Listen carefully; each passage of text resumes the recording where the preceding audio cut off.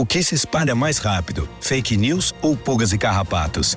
Pode ser uma comparação estranha, mas se não forem controladas, elas podem afetar o bem-estar de todos. Para fake news, temos a informação. E para pulgas e carrapatos, Bravecto. Com uma única dose, seus pets ficam protegidos por até 12 semanas. É mais proteção e menos preocupação. Tá em dúvida? Essa é fácil de checar.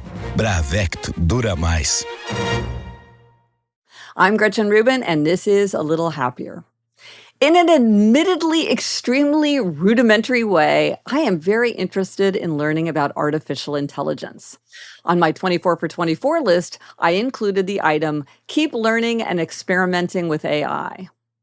As part of that effort, I listened to the Hard Fork podcast, a podcast I love, where they often discuss issues related to AI. On their May 31st, 2024, episode 85, the two hosts discussed recent strides made in understanding how large language models work. This has been a quite mysterious issue. The hosts were interviewing guest Josh Batson, a research scientist at Anthropic, an AI company, and they were talking about Claude, an AI assistant created by Anthropic. And I often use Claude myself.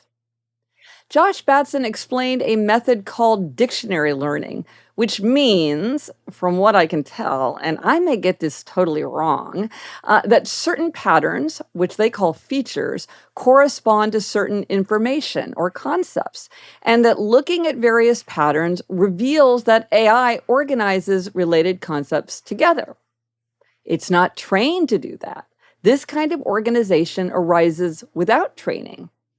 For instance, inner conflict, navigating a romantic breakup, and catch-22 political tensions are grouped together.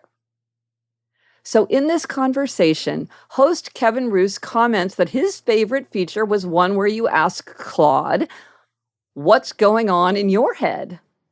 In other words, in what context does AI place itself? At this point, I paused the podcast and I asked myself, what answer do I think Claude would give?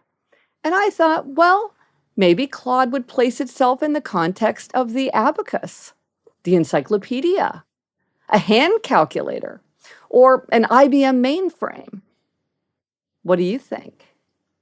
Well, I was wrong. Claude puts itself in the company of ghosts, angels, souls. I can't stop thinking about it. If you want to listen to that discussion, I'll post a link in the show notes. I'm Gretchen Rubin, and I hope this makes your week a little happier.